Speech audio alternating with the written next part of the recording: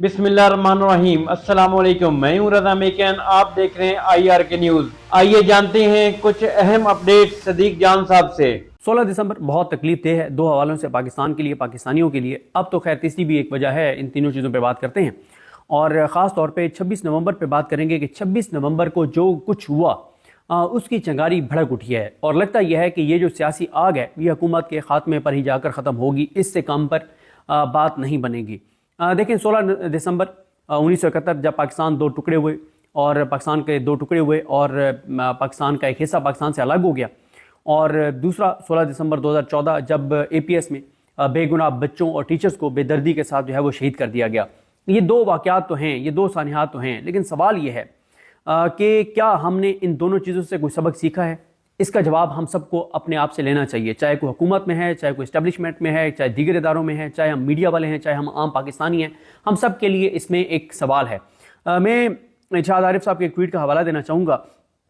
इरशाद आरिफ साहब ने आज ट्वीट किया कि 16 दिसंबर एक शर्मनाक और मनहूस दिन। आज के दिन हमने अपनी दानिस्ता गलतियों से मुल्क का अक्सरियती हिस्सा खो दिया।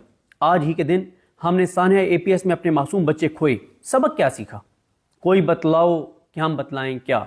बिल्कुल दुरुस्त कहा इरशाद आरिफ साहब ने।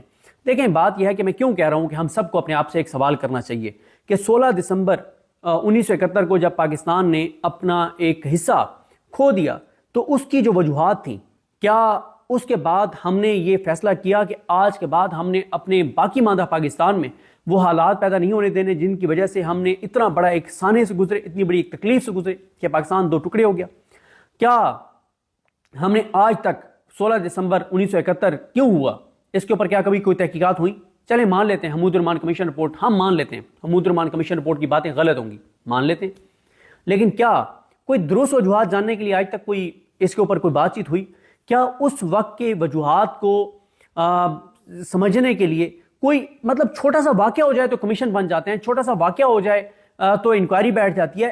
पाकिस्तान दो टुकड़े हो गया तो जाहिर है चले हमूद-उर-रहमान कमीशन की रिपोर्ट गलत होगी, कोई और तो कहीं गौर फिक्र हुआ होगा ना कि क्यों मुल्क दो टुकड़े हुआ, कोई तो वजूहात हुई होगी। और क्या आज पाकिस्तान में हमने ये कभी सोचा है कि जिस वजह से 16 दिसंबर 1971 को पाकिस्तान दो टुकड़े हुआ था, अब जो बाकी मादा पाकिस्तान है, क्या आज या उसके बाद कभी वो हालात पैदा हम नहीं होने देंगे? कभी वो हम हरकतें नहीं करेंगे, कभी वो वारदातें नहीं करेंगे, कभी वो दो नंबरियां नहीं करेंगे, कभी हम मुल्क के साथ वो जुल्म नहीं करेंगे जो उस वक्त पाकिस्तान के साथ किया गया था? ये एक सवाल है जो मैंने आपके सामने रख दिया, जो इस्टेब्लिशमेंट को भी सोचना चाहिए, हुकूमत को भी सोचना चाहिए, मीडिया को भी सोचना चाहिए, आपको भी सोचना चाहिए, मुझे भी सोचना चाहिए कि क्या वो हालात, इतना बड़ा सानिया, उससे हमने कोई सबक सीखा?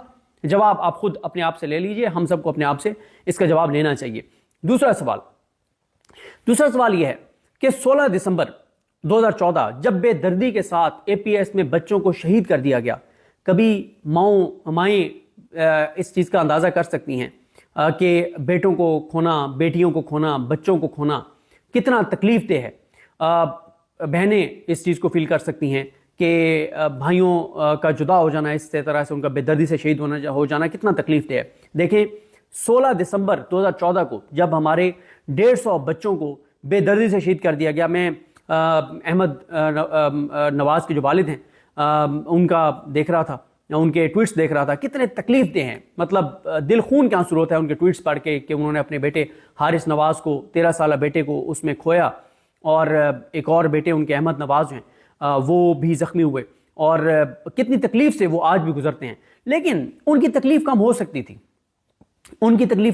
थी, अहमद नवाज़ के वालिदैन, हारिस नवाज़ के वालिदैन और उनके साथ जो 150 बच्चे जो शहीद कर दिए गए, उनके वालिदैन को सब्र आ सकता था, उनकी तकलीफ कम हो सकती थी। किस सूरत में? इस सूरत में कि हाँ दहशतगर्दी का एक वाक़या हुआ, हमारे बच्चे उसमें शहीद हुए, लेकिन उसके बाद हमारे मुल्क ने, हमारे निज़ाम ने सबक सीखा और वो चीज़ें की जिसके बाद आज कोई बच्चा गैर महफूज नहीं है।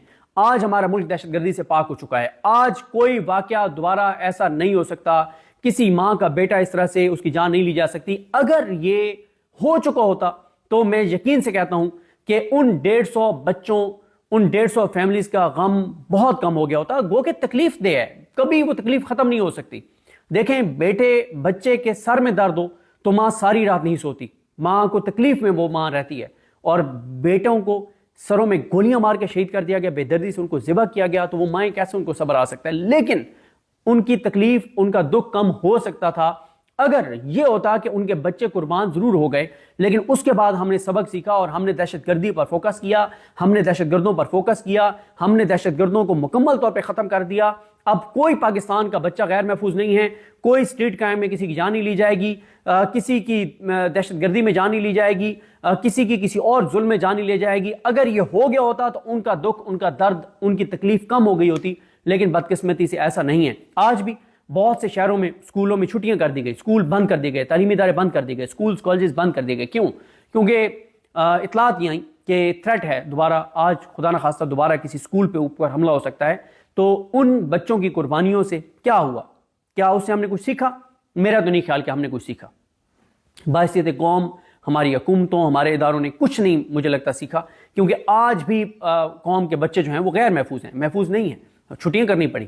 تو یہ وہ سوال ہے جو مجھے, آپ کو, ہم سب کو, پورے پاکستان کو اپنے آپ سے پوچھنا چاہیے اور ان کے جوابات تلاش کرنے چاہیے کہ 16 دسمبر 1971 سے ہم نے کیا سیکھا. اور ہم نے ہوتا ہے نا, جب آپ کسی چیز سے آپ بیمار ہوتے ہیں تو بعد میں آپ احتیاط کرتے ہیں کہ یہ چیز نہیں کرنی, اس سے یہ بیماری لاحق ہوتی ہے, یہ نہیں کرنا, اس سے یہ واقعہ ہو جاتا ہے. تو کیا ہم نے 16 دسمبر 1971 اور 16 دسمبر 2014 سے کوئی سبق سیکھا یا نہیں سیکھا؟ یہ وہ سوال ہے جو میں چھوڑے جا رہا ہوں, جو ہمیں سب کو اپنے آپ سے پوچھنا چاہیے. اس کے بعد آئیں اس بات پر کہ آگے چیزیں کس طرف جا رہی ہیں. چیزیں کوئی نظر نہیں آ رہا کہ چیزیں کوئی بہتری کی طرف جاری ہوں. کوئی سوچ ہو کہیں پہ کہ یار کوئی ہم رحم کر لیں اپنے ملک کے اوپر, کوئی 25 کروڑ کے پاکستان کے اوپر رحم کر لیں. ہم لوگ اپنی ضدیں, اپنی انائیں, اپنی نفرتیں, اپنی لالچ, اپنا مفاد, اپنا اقتدار, اپنی کرپشن, اپنی لوٹ مار, اپنی بربریت, اپنی فسطائیت, اپنی یزیدیت, اپنے تسلط کی خاطر ہم ملک کو نقصان نہیں پہنچائیں گے. ہمارے لیے, میرے لیے, آپ کے لیے, حکومتوں کے لیے, سب کے لیے جو ہے وہ ملک مقدم ہوگا. کاش ایسا ہو گیا ہوتا, لیکن ایسا نظر نہیں آتا. اور ہم ہر آنے والے دن کے ساتھ ملک کو اور کمزور کر رہے ہیں. ہم ہر آنے والے دن کے ساتھ پاکستان کو اور مشکلات سے دوچار کر رہے ہیں. وجہ کیا ہے؟ ہمارا اپنا ذاتی مفاد. میری کرپشن لوٹ مار چلتی رہے, میرا مفاد چلتا رہے, میرا اقتدار چلتا رہے, میرا عہدہ برقرار رہے, میرے معاملات ٹھیک رہیں, میرا گھر چلتا رہے, ملک کو نقصان ہوتا ہے تو ہوتا رہے, مجھے کوئی اس سے فرق نہیں پڑتا. یہ ہے وہ رویے جس پہ ظاہر ہے کبھی نہ کبھی اس ملک میں قانون کی حکمرانی اگر آئے گی تو اس کا احتساب ہوگا ہر اس شخص کا, چاہے وہ میں ہوں, چاہے وہ آپ ہیں, چاہے وہ کوئی بھی ہے. اس کا احتساب ہوگا کہ کس نے اپنی ذات, اپنی مفاد, اپنی کرپشن, اپنی لوٹ مار, اپنے تسلط, اپنے اقتدار کے لیے اس ملک کو کمزور کیا. یہ وہ چیز ہے جس کا کبھی نہ کبھی احتساب ہوگا. اور جب تک اس کا احتساب نہیں ہوگا, جب تک ذمہ داران کو سزا نہیں دی جائے گی, جب تک ذمہ داران کو عبرت کا نشان نہیں بنایا جائے گا, تب تک ہمارا ملک کسی صورت بھی, مجھے تو کم از کم, آگے جاتا ہوا نظر نہیں آتا. تو ناظرین, یہ تھی آج کی اہم اپڈیٹ جو آپ نے جانی صدیق جان کی زبانی. اسی کے ساتھ اپنے میزبان رضا میکن کو اجازت دیجیے. اللہ حافظ. پاکستان زندہ باد.